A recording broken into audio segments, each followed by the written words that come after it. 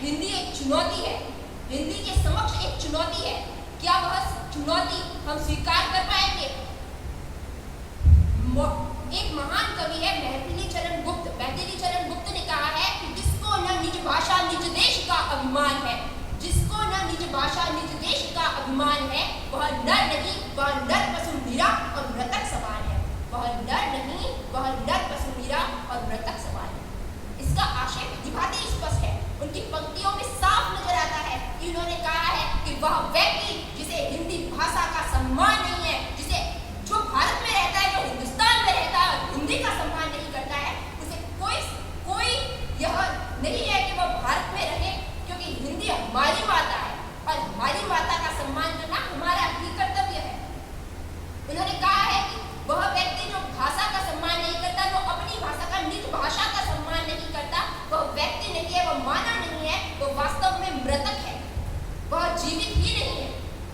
एक बहुत अच्छे कवि हुए हैं भारतेंदु हरिश्चंद्र। उन्होंने कहा है कि निज भाषा उन्नति है, निज भाषा उन्नति है, सब उन्नति को मूल, बिन निज भाषा ज्ञान की मिटे न को शूल। उन्होंने कहा है कि उन्नति तभी होगी जब हम अपनी भाषा का सम्मान करेंगे। हमारे भैया जो अभी बोल रहे थे इससे पहले, उन्होंने कहा कि जब डॉक्टर पर्ची बनाकर दे देता है और मरीज को समझ में ही नहीं आता है कि उसकी बीमारी का इलाज उन्होंने लिखा क्या है, तो ये कितनी विडंबना की बात है कि जिस देश के अंदर 57% लोग हिंदी बोलते हैं, हिंदी को समझते हैं और राजभाषा तभी घोषित किया जाता है जब जिस देश के अधिकतर व्यक्ति हिंदी समझते और बोलते हैं, तभी हिंदी को राजभाषा घोषित किया गया, क्योंकि यहाँ की 57% जनसंख्या हिंदी को भली भांति समझती है। हम बच्चे को शुरू से ही हम यह चलन बढ़ चुका है। बहुत सारे अंग्रेजी माध्यम के विद्यालय खोले गए हैं, महात्मा विद्यालय खोले गए हैं, जिनके अंदर अंग्रेजी को बढ़ावा दिया जा रहा है, अंग्रेजी माध्यम चालू किया गया है। और अंग्रेजी माध्यम करने से विद्यार्थियों को यह तो नहीं पता कि इसका अर्थ क्या है, बस वो रट रहे हैं रटन विद्या के अंदर कि ये है फैन।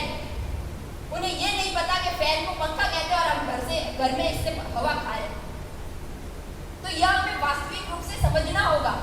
बहुत अच्छी एक कहानी है, मैंने पढ़ी थी कि विवेकानंद जी बाहर गए, अमेरिका गए थे विवेकानंद जी, शिकागो सर्व धर्म सम्मेलन के अंदर। तो उन्हें एक अंग्रेज मिला और वह अंग्रेजी में उनसे बोला कि आप कैसे हो?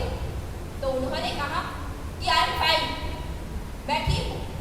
फिर उन्होंने कहा, फिर वापस अंग्रेज ने सोचा होगा कि इन्हें हिंदी तो आती नहीं, तो मैं इन्हें अंग्रेजी तो आती नहीं, तो मैं हिंदी में बोलता हूँ। फिर उन्होंने हिंदी में प्रश्न किया और विवेकानंद जी ने अंग्रेजी भाषा में उनको उत्तर दिया। तो उन्होंने कहा कि मैंने जब आपको हिंदी में प्रश्न पूछा, मैंने जब आपको अंग्रेजी में प्रश्न पूछा तो आपने हिंदी में उत्तर दिया, और जब मैंने आपको हिंदी में प्रश्न पूछा तो आपने अंग्रेजी में उत्तर दिया। ऐसा क्यों?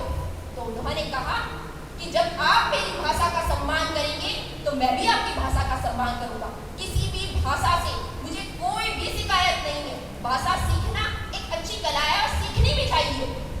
यह आज की महती आवश्यकता हो गया है भाषाओं को सीखना, लेकिन अपनी माता का जो सम्मान होगा वह कैसे किसी और को दे देंगे? अपनी माता का जो सम्मान है, जो स्थान है, वह हम कैसे किसी और को प्रदान कर देंगे? मेरी एक बहुत अच्छी प्यारी अजीज कविता है, मैं चाहूंगी कि आपको सुनाऊं। तू वही तो है जिसे रसखान ने चचिया भर छाछ पिलाकर पाला, तू वही तो है जिसे रसखान ने चचिया भर छाछ पिलाकर पाला, तू वही तो है जिस पर रहीम ने सर्वस्व नौछावर कर डाला, तू वही तो है जिस पर रहीम ने सर्वस्व नौछावर कर डाला, तू वही तो है जिसको तुलसी ने मानस में बिठा प्रारूप रचा, तू वही तो है जिसको श्रृंगार के वक्त सुर की अंधी आंखों से कुछ न बचा। कहाँ तक कहूँ वंदनिया है तू, हर अधर पर घुली हुई माधुरी है तू, राधा है, मीरा है, भूमिजा है, तू कृष्ण की लाडली बांसुरी है, तू है तो लगता है मेरा बचपन अभी अभी तुतलाकर गले झूम गया, तू है तो लगता है मेरा यौवन बादल बनकर छातक की प्यास को छुप गया। ये खेत, ये खलियान, ये विद्यालय, ये कारखाने जहाँ कहीं इंसान ढलते हैं, जब कभी हिमालय आवाज देकर पूछता है तो एक स्वर में